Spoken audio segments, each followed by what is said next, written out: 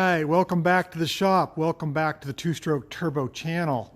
Stella, my shop dog, is up there supervising me from the mezzanine. She's like, "What are you doing, Dad? You've been cleaning the shop for 3 days now." Oh man, got a lot of work done, but this is the first time in 24 years that I've been in the shop that I've really had to do a deep clean. And you're looking at the results of my progress right here. I mean, my paint booth is cleaned out. I have the floors cleaned, the cars cleaned. I've got all these manuals, these shop manuals I want to give away. I want to give to somebody if somebody would just come pick them up. All my painting supplies are now neatly stacked on shelves and where they should be. My painting table is cleared off. When I paint a car, I just pull these two out. I can roll them out. I drop some drop cloths from this beam here and the beam on the side, and I just ventilate out the door. Makes a really good painting space, although I need to do something with the floor because the floor makes dust when you step. The dust comes up, so I might carpet that. Heard that's actually a pretty good thing. It doesn't sound like it's a good thing. So that was day 1 and 2. Well, Sunday, Monday, I cleaned out the paint booth area, organized it. And yesterday I spent pretty much all day, Tuesday let's say, on this. So you can see I've got the Super Subaru 360 parked. This is all fresh space. I didn't have this before. All the scrap, not scrap metal, but the metal that I had laying on the floor here is now up on racks up there. All my exhaust tubing and copper and all my square tubing for building frames and things is up high. And I forgot how much it weighs, so I didn't tap that out completely. A lot of things on shelves here. Got the whole rear end of the Subaru hung up on the mezzanine there, and everything back in here is looking fresh and clean. All the way back to the corner there, you can see all my scrap metal back in a bin. These shelves still need to be sorted, and all this has got to be sorted now. So all my Subaru 360 engines on carts, 1, 2, 3, 4 carts of Subaru 360 engine parts that I've torn apart or abandoned. Actually, there's more. There's 3 carts of Subaru 360 parts here, another one here, an engine stand, another engine stand. I've got to get my Subaru 360 department going. So that's next. And then I'm feeding the oil furnace. As you guys know, or maybe don't know, I heat the shop 3 ways, actually. This is the newest edition, which is a mini split, LG 18K mini split. It works fantastic, but it doesn't heat the shop well. It just maintains heat. Like if I get it 60 degrees in here, it will hold 60 degrees, but if it's 40 or 30 in the shop, it will only bring it up a couple degrees, and that's just the way it works. So I put one there. I have one on this side of the shop in this bay, and I'm thinking about putting another one over there just to keep the shop warm.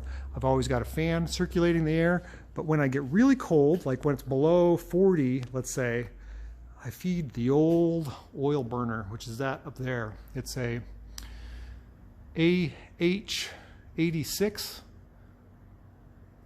clean burn waste oil furnace. It burns about a gallon an hour if you have it on full blast, and that will heat the universe. That thing has 450 degree outlet temps in comparison to about 90 degrees outlet temps on the efficient high efficiency heat pump type system, which uses hardly any electricity.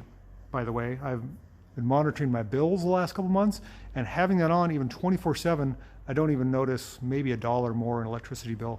This thing, when I use it, because it requires a 7 horsepower air compressor right there to run, plus the 4,000 CFM fan, plus the block heater to heat the oil, the pump to pump the oil, that uses a lot of electricity. It doesn't use, the oil is free, it's just waste oil.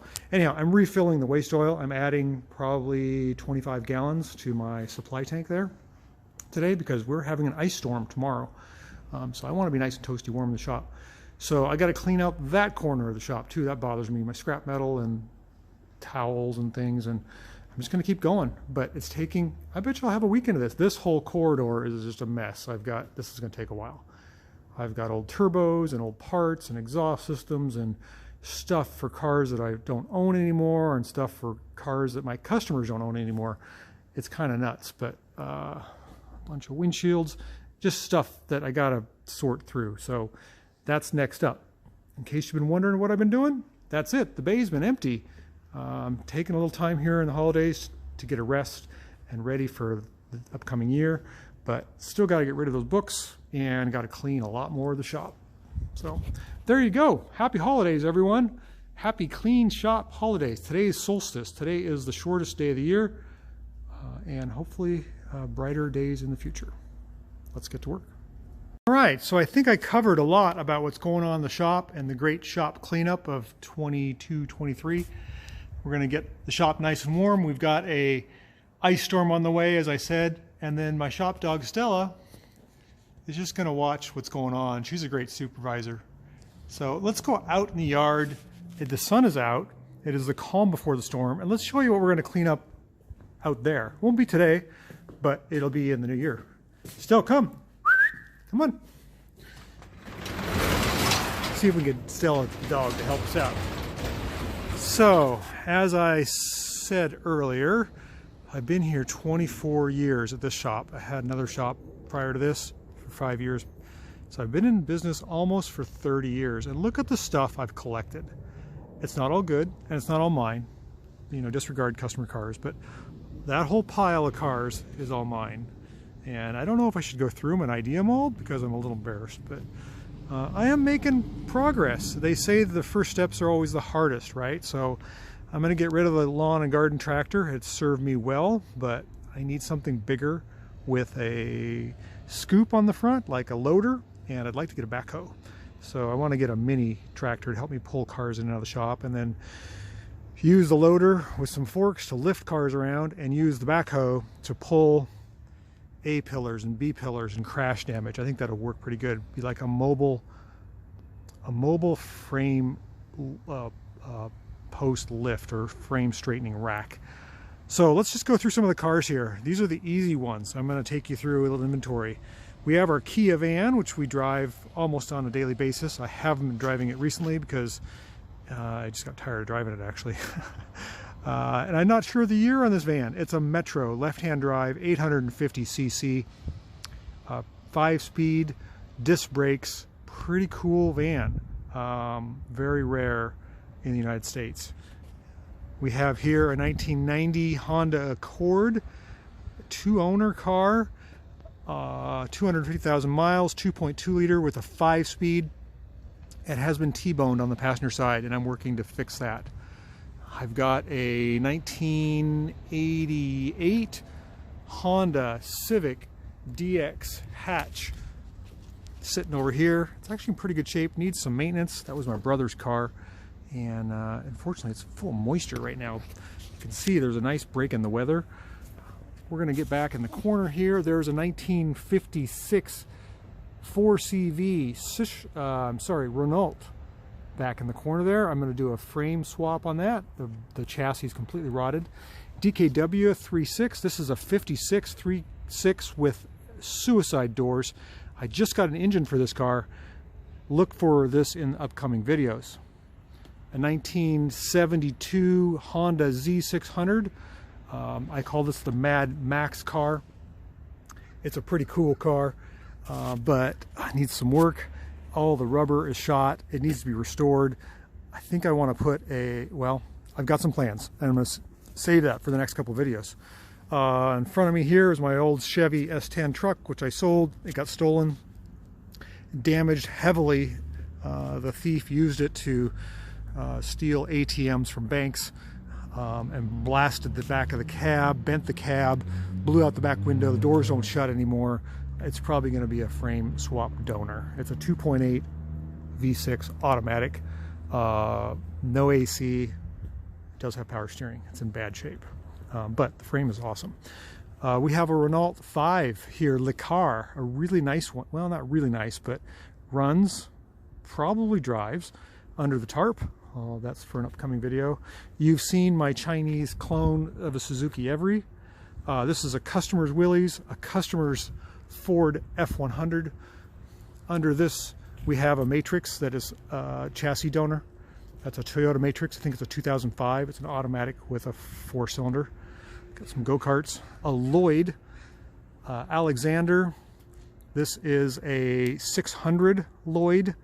Had a 2-cylinder, 600cc upright twin, and it no longer has that. The chassis is rotten. The body will probably make it onto something like this. That's my plan. And then in the corner here, we've got a couple of Subaru 360s. This one's a parts car. I bought it basically for the windshield. The windshield is good, but it does have a lot of good parts on it. It may become a car someday. I don't know. It's missing floors. It also has housing parts. There's another Subaru 360 under the canopy there.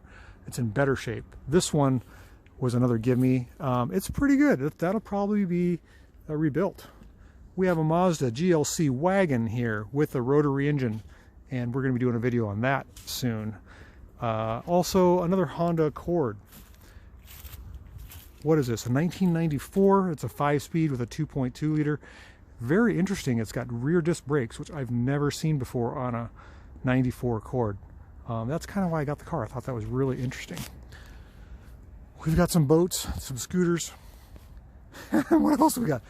There are cars under these. You wouldn't know it, but there's a Honda 600 here, a coupe under this pile. There is another Honda 600. This is a sedan under this pile. There is a Renault 4CV. This is a 59 4CV. It actually may run, but the body's in bad shape. I'm not sure what to do with that. And then here under this last pile of debris is a 1957 Goliath. You can't tell, but there's a whole car under there. Stella loves this car because there's a coon that lives in this one. And the Reliant Robin there, that's a customer's. So the whole reason that I went through all these cars in the yard is, one, you guys were asking me to do that. Two is these cars have been here for a while. Look at the overgrowth. It's wintertime. The growth has gone back. Come summertime, it will come back again and you won't see those cars, but they don't deserve to be there. They need to be out. So I'm in a shop cleaning mode. I don't know how much longer I can do it, but those cars need some help. They need to be cleaned out. They need to be pulled out, figured out what's good, sold, or fixed, or whatever. So just showing you what's going on here. It's a beautiful day. I wonder how long this will last. I love it on a winter day that looks like this, but we have an ice storm coming, so we're gonna batten down the hatches. We'll probably lose power, but all right, let's get back to work in the shop. Thanks for watching. We'll catch you on the next video. We'll see you later.